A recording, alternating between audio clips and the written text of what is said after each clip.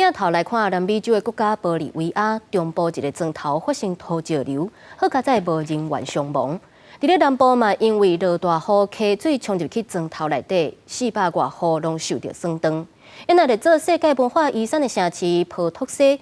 世界嘛拢是落雨啊霾。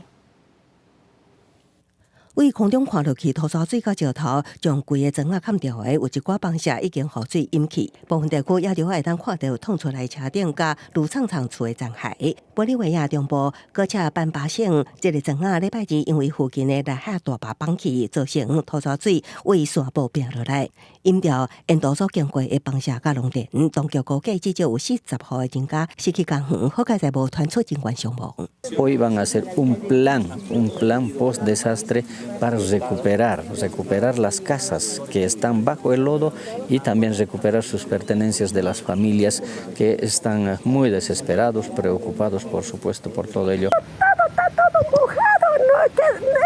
伫这个同时，玻利维亚南部红日之世界文化遗产的波托西，是因为大雨造成河川溃堤，落落的土沙水灌入大街小巷甲民家，真侪居民惊到要害，等到大水提起，流落规涂骹的落果梅甲石头，工园是如苍苍，无形整理工园的民众要靠无目屎。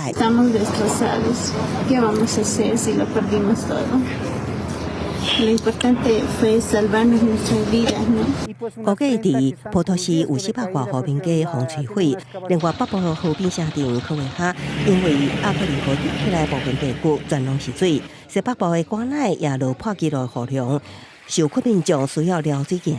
即阵囡仔也阁会当伫积水中受水。公司新闻张慧斌编译。